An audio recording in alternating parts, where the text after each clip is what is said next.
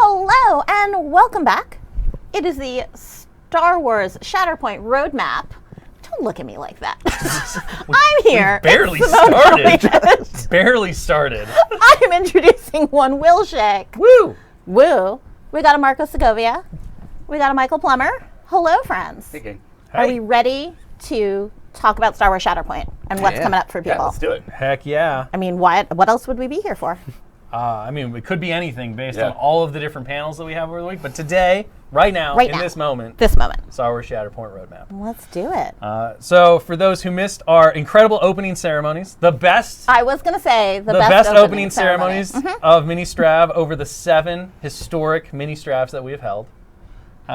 In the Shatterpoint roadmap, we're going to be taking a look at the next 12 months, effectively, of releases, what's coming up for the game. We're going to be diving into some releases coming up at the end of this year in terms of their rules, their cards, all of that stuff. We're going to be taking a look at some finalized and painted miniatures that we showed off as renders at the Adepticon roadmap. We're going to be showing off some brand new renders and unexpected things that are going to be coming up later next year, and we'll get more into as we get into the Adepticon roadmap. So it's very much just a rolling thing. We continue to do this twice a year. There's always new stuff, and we have Marco here to talk about some of the sculpting stories behind things. We have our lead developer, Michael Plummer, to talk about the rules and the design. And then Simone and I are here for the color commentary. We're the peanut gallery, if you will. We are. And at the end, there will be a slide that has release dates and everything, so you can be sure to check that out at the end. We'll be sure to give you a timeline so you can snapshot that. And then whenever somebody's like, when is this thing? You'll have an approximate release expectation for when it's going to come out. Last thing before we dive in, do remember that tomorrow, we're going to have a really big Shatterpoint key operations panel. You're going to want to check that out if you're interested in the future of the game. That's going to be some immediate brand new game content for you to check out and see where the game is going next. Plummer and I are going to be on that. We're very excited to be revealing to y'all what we've been working on for the last 9-10 months. Yeah, it's going to be rad. All right, with that, let's get into the good stuff and begin this road trip on the roadmap. Tony, slide.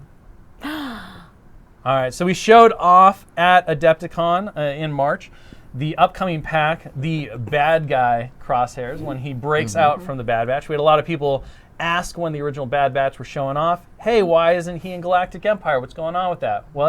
We talk about a lot. We love doing characters as snapshots in time. And obviously, Crosshairs defecting effectively away from his brothers, joining the Galactic Empire, leading the elite squad, was such a huge character moment that we felt we had to do this. Not only does it give the Bad Batch a great kind of antagonist where you can play out the narrative and stuff like that.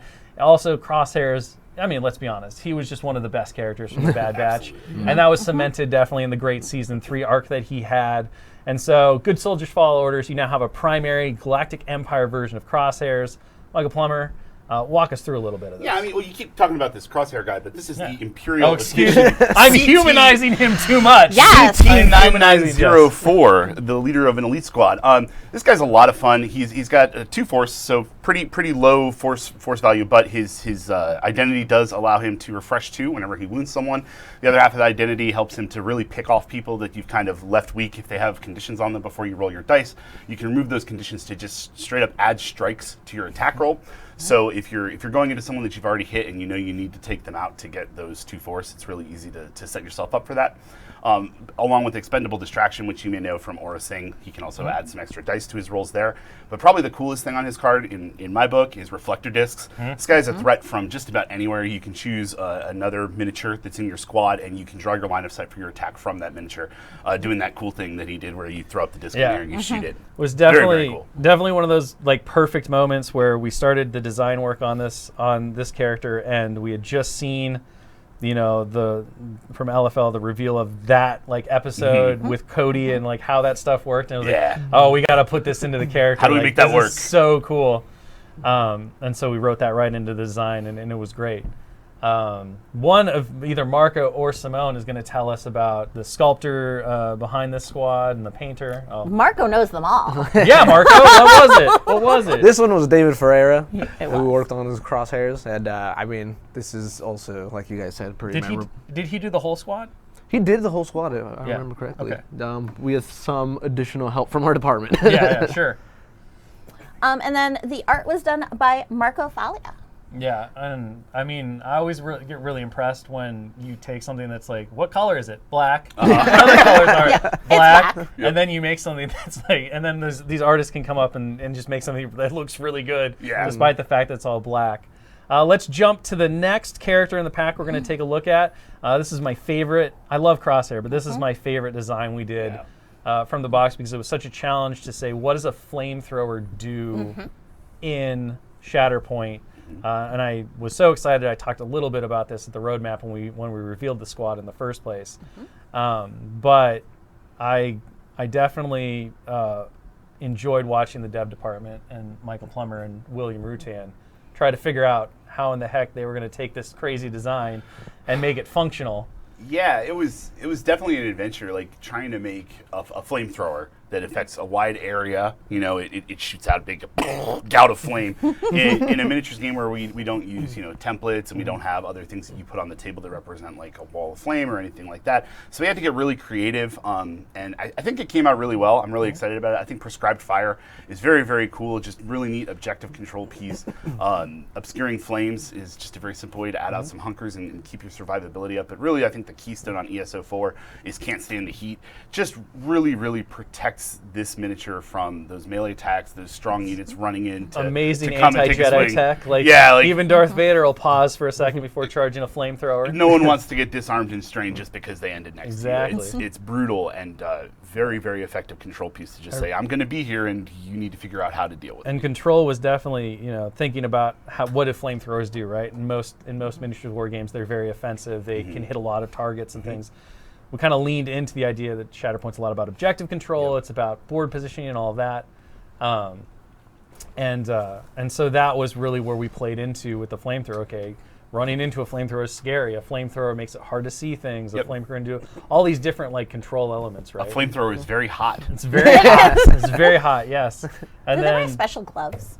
no, it's just it's just normal old armor. Yeah. And then Marco, I know that making this flamethrower weapon was one of your favorite things you've ever done. We had to get a little creative with it because the reference was minimal. When it does appear, it's in very few shots. And then to make matters worse, like you guys pointed out, and as we can see, these characters are all black, painted black. So in the scene, Operating at night. yeah. So in the reference, it's all dark. So we had to take some liberties and try to cross-reference what we've seen in others, and just make sure that we could get something that's really cohesive. Worked very close with LFL to kind of take the things that you guys pulled out and then say, okay, does this look right? And then be they go, yeah, yep. we kind of like this or tweak this here.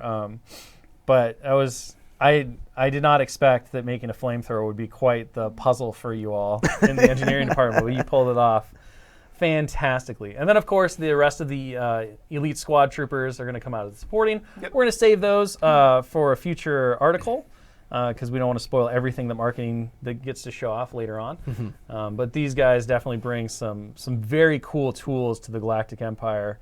I'm excited to see how players run into them. Moving on to the next one, I think this is another one that people can't wait for. This is the Way Squad pack. So we jump into the New Republic era with Mr. Paz Vizla. We're going to be looking at Paz, and we're also going to look at the covert Mandalorians. We're going to save the Armorer, who is the primary unit from that squad, for a future article.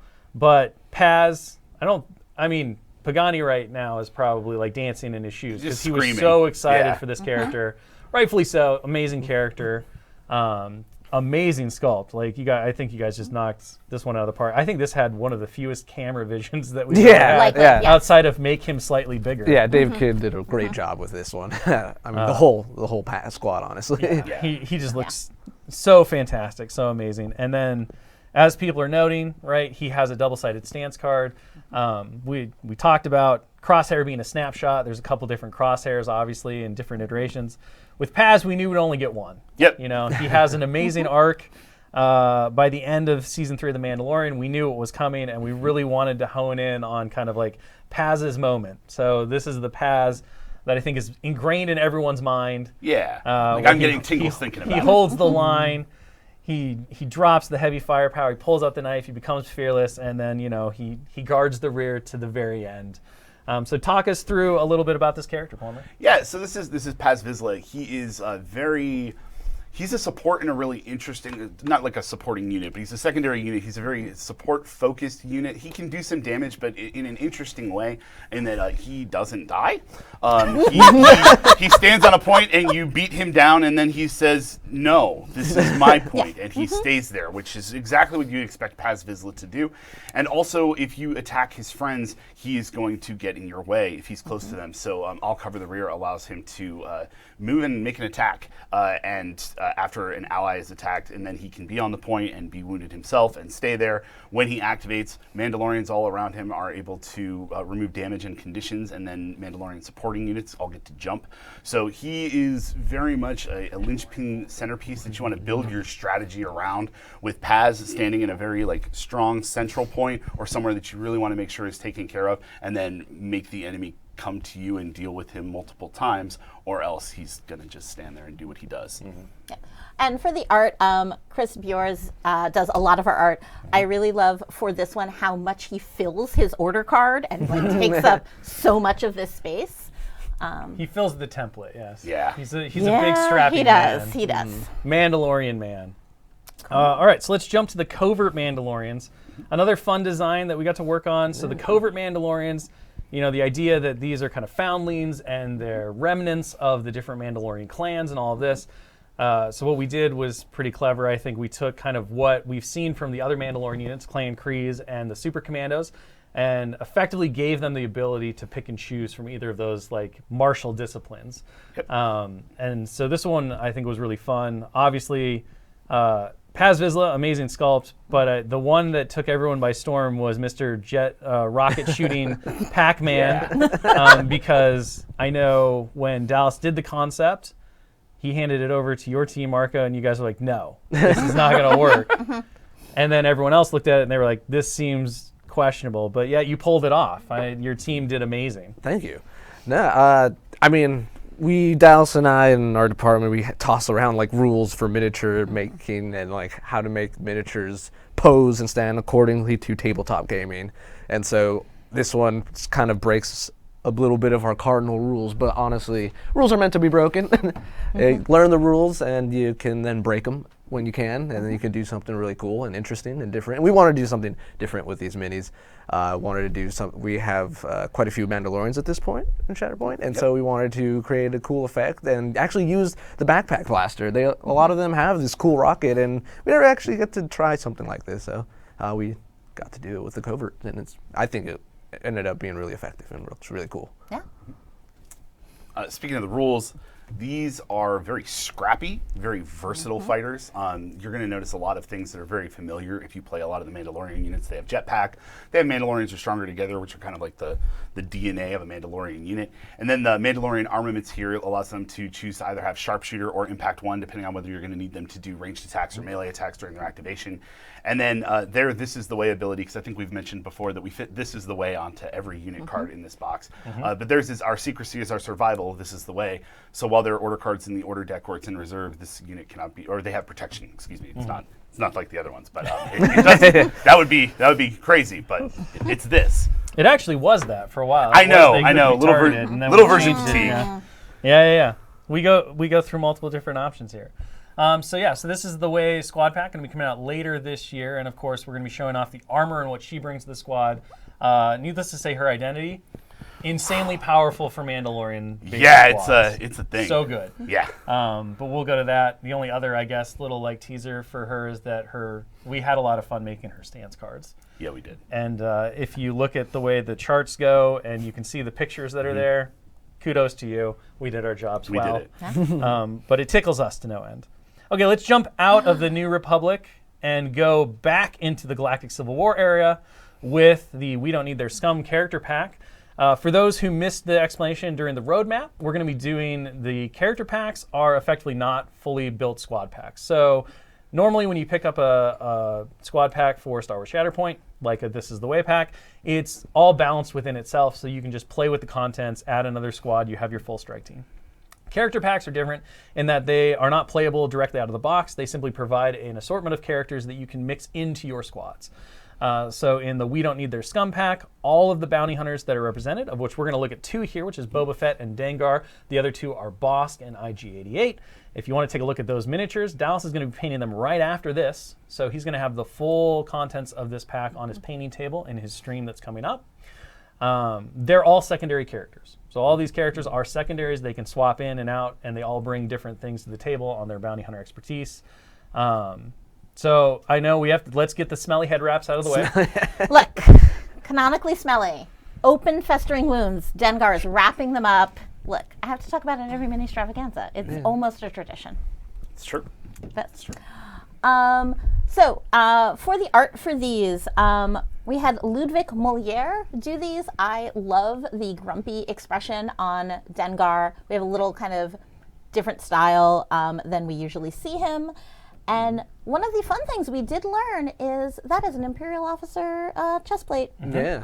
Yeah. So, you know, Yeah. everyone scavenged their stuff from other places. It's all cool. How the bounty hunters roll. But yeah, this was also done by Brian Pierce, who, when he started here as a digital engineer, we worked with him on this as his first project, and so he did this one from the ground up, and we had a lot of fun doing some design with the little monkey lizard you can see down there, and yeah, it was a fun project. And then Mike Jones did this awesome Boba Fett, and obviously, I mean, you can't go wrong with Boba Fett.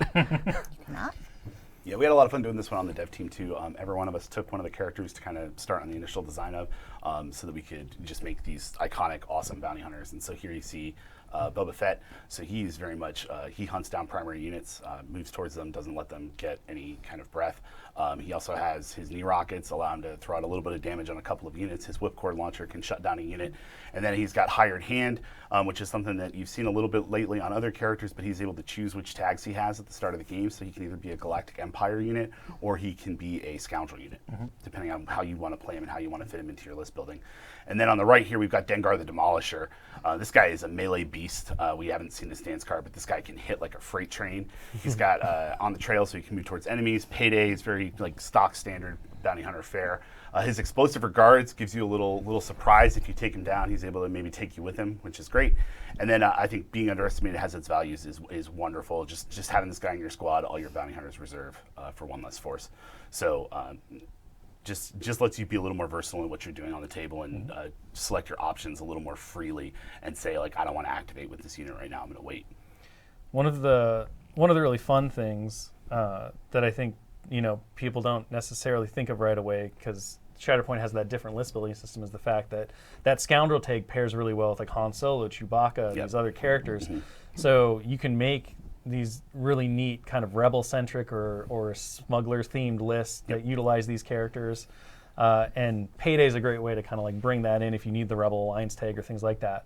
But you can definitely kind of see what would have happened if Boba Fett had been hired by Princess Leia and how those things would go and play out those different stories. And a lot of the stuff in here, because they kind of have those Payday abilities, like all of them have different ways to integrate in. They're not really restricted to just being bad guys, right? You can put them into these different kind of places. We're going to talk about one place that they work very well with at the end, but we're not quite there yet. Staying with our Episode 5, Empire Strikes Back kind of theme for the rest of the year, we're going to jump into Galactic Empire, and we're going to take a look at where Dengar got his chestplate. General Veers and the Snowtrooper Lieutenant from the Maximum Firepower Squad Pack.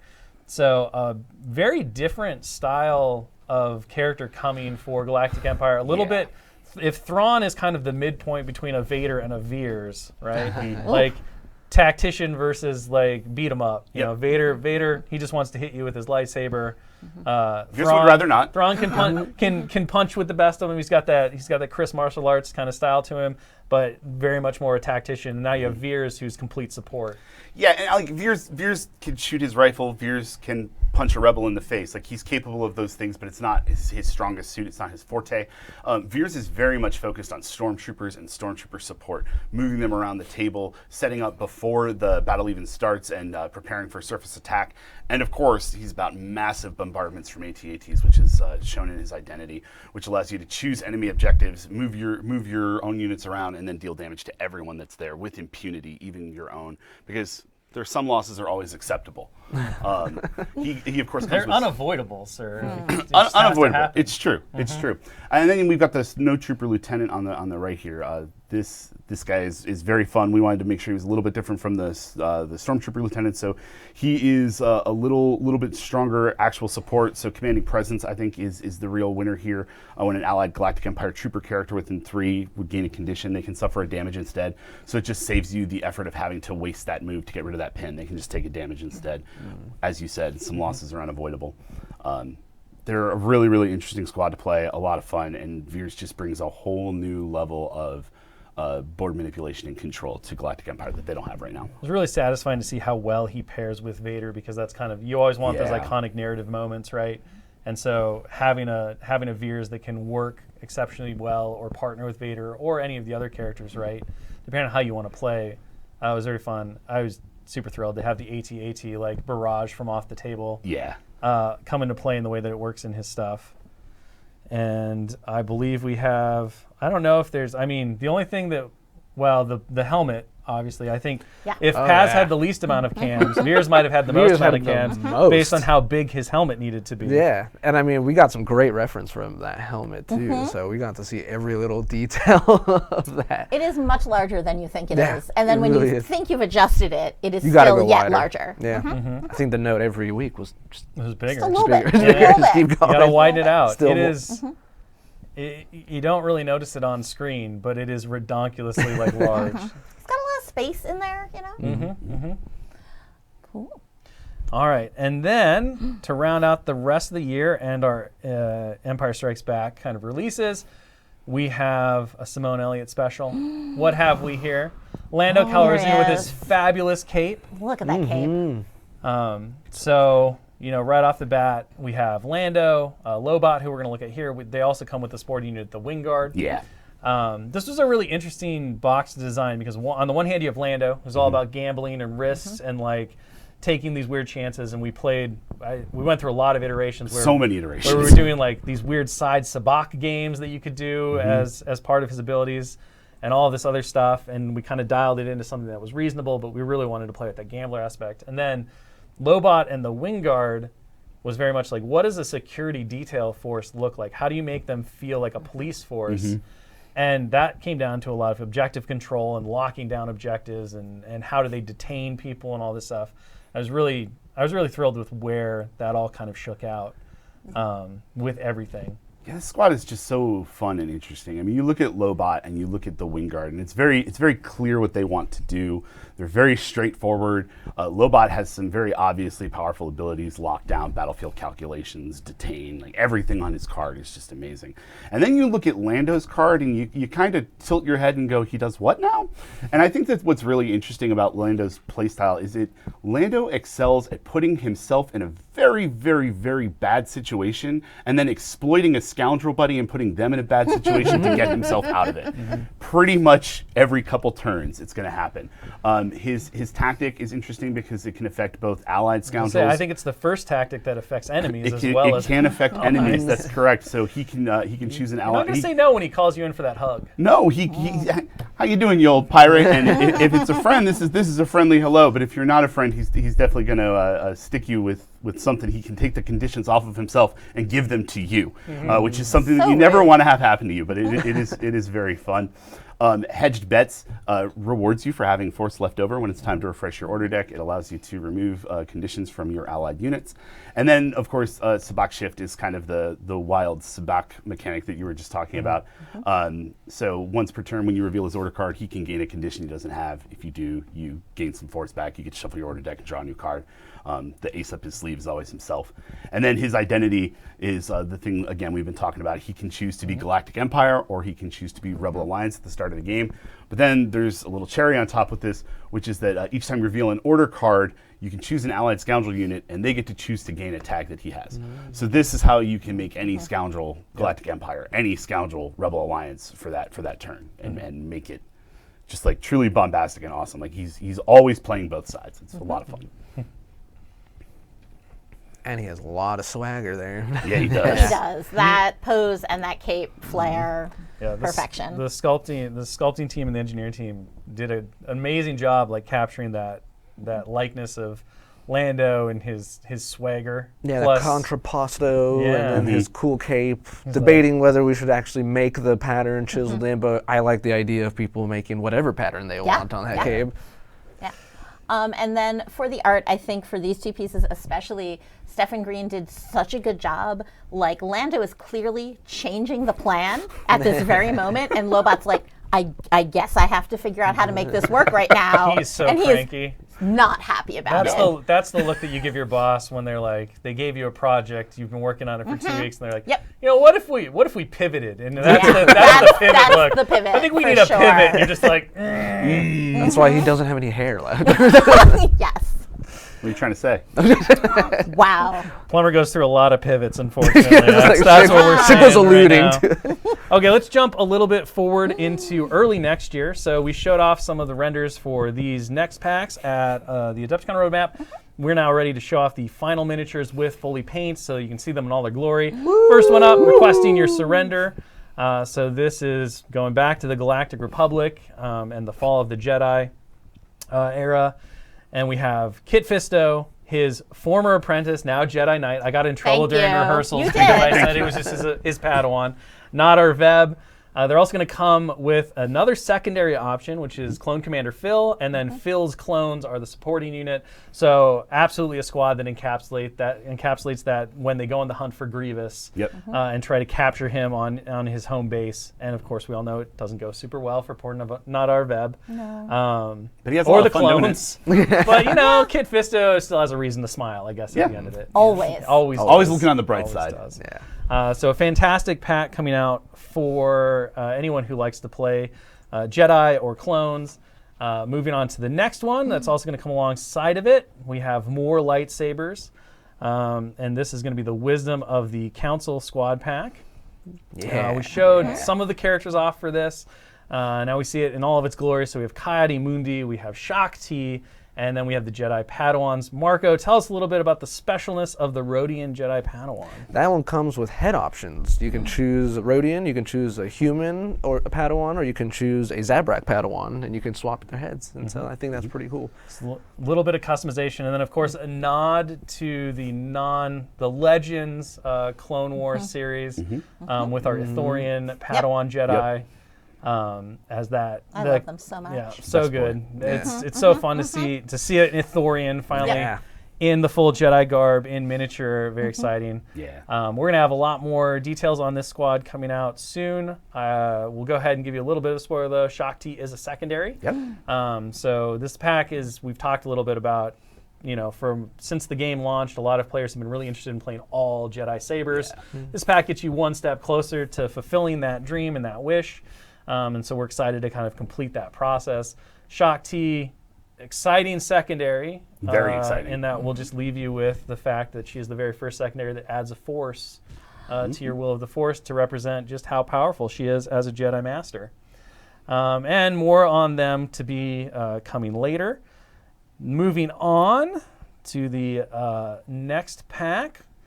So moving out of the Galactic Republic era back into the Galactic Civil War era.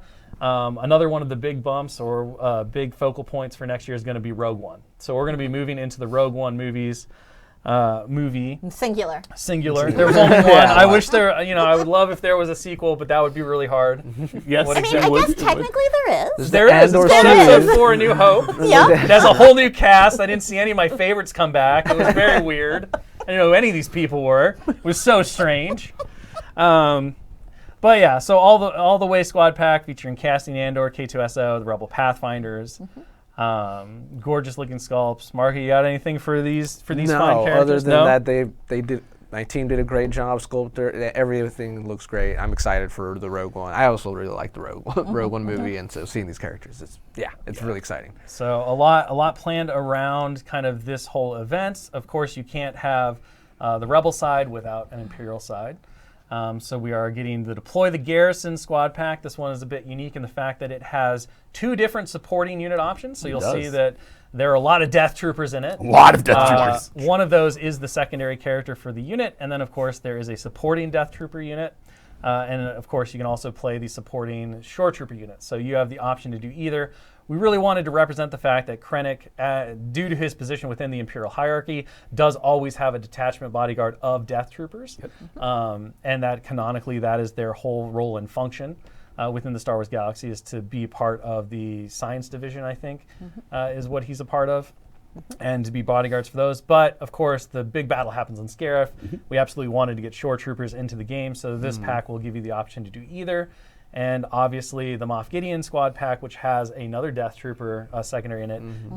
All of the Death Troopers, you can you're almost at oops all Death Troopers. You can fit so many Death Troopers. And Oops, all boy. they all pair quite well together. Now we're going to move past things that have been finalized and painted. We're going to take a look at some of the deeper releases into the next year. Of course, we talked about how Rogue One was a big deal. People out there probably noticed that there's some very important characters missing. Yeah. They are on the docket and they're coming up. So we're going to take our first look at the This is Rogue One squad pack featuring Bodhi Rook, Jyn Erso, Baze Malbus, and Chirrut Imwe. This one, I know a lot of folks in the office were super hype. I'm so excited for this box. And it's just a fantastic, characterful box, and allows players to really bring that whole Rogue One strike team onto the table and play with everything. And Yeah.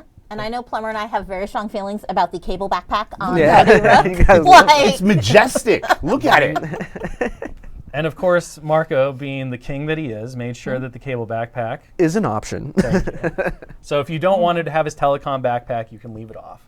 I guess. Depending on what point in the movie you want to show. Yeah. Fair, I gotta fair. say, the sculpting team knocked it out of the park as far as like the likeness and the stylization on Oh, these yeah. characters. Dave Kidd did a great job. You know, cloth, likenesses, like you said. I mean, the posing, it's a really fun squad. And I gotta say, Baze is shorter than we thought. He look, he's I like mean, an average-sized man, you know. I know. I just felt his presence was larger Look, than life. sometimes that's what great acting will do. It elevates you to that next level.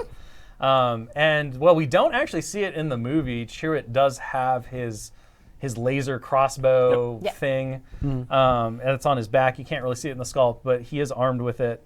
Even though it never got used in the movie, it was part of the character, and so we wanted to make sure that he had it just to give him some versatility on the table. All right. So that kind of encapsulates what we're going to show from the Rogue One. We have some really cool marketing stuff coming along. There's going to be some fun developments and game content around that as well. So know that this is going to be a pretty big deep dive for us. And we're going to talk more about that when we get to the next roadmap at March at Adepticon 2025.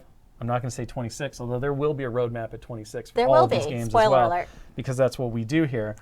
So let's bounce out of the Galactic Civil War / Rise of the Empire era, and let's jump back into the Galactic Civil War era. So we talked about wanting to play all sabers. There's another contingent of people who want to play all clones. And what better way to kind of dive more into that than by doing the famous Republic clone Commando Squad, Delta Squad, Boss, Sev, Scorch, and Fixer. So this is going to be a new squad pack coming later in 2025. Coming to party. Coming to party. Wow. Oh my gosh. If you have a Jedi problem, they'll solve it. That's correct. There's zero questions about that. It's been so much fun to see these characters on the table and really bring them to life in the specific way that you're allowed to do so in a skirmish game like Shatterpoint.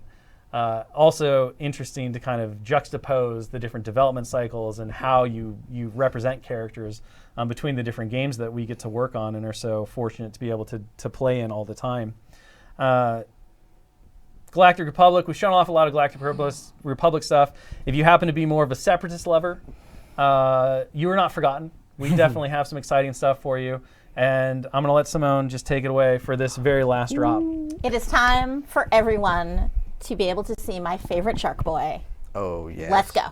It's Terror from Below, Rift Tamsin. I just want to interpose for a second. I saw the Aqua Droids yesterday for the first time, and I cannot overstate how big they are, and it's awesome. Very big. They're enormous. Yes.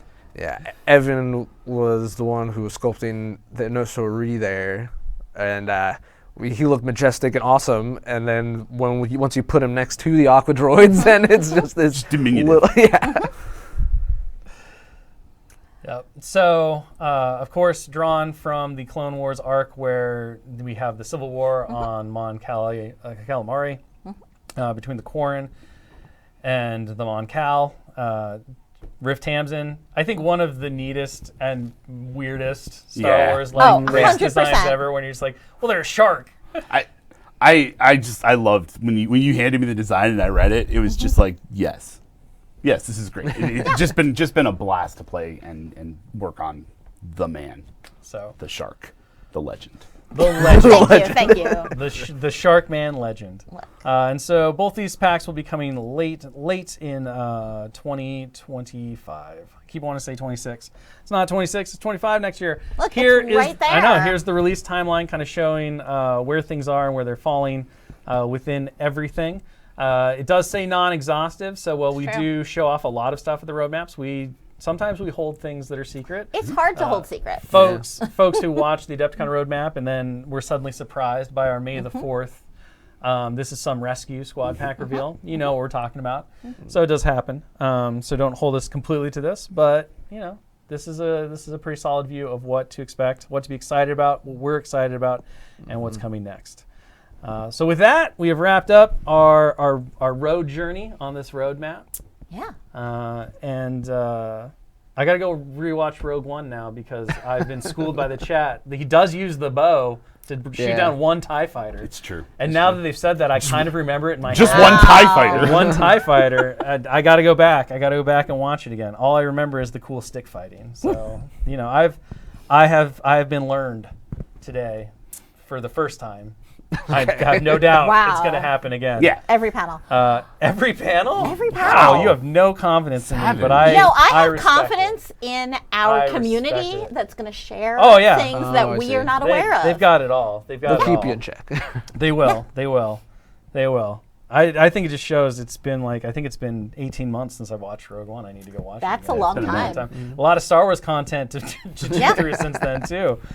That's part of the exciting part. Part of my day is just watching Star Wars stuff. Like, what's coming? What's next? What is next? Remember, key operations. You're going to want to check out that panel.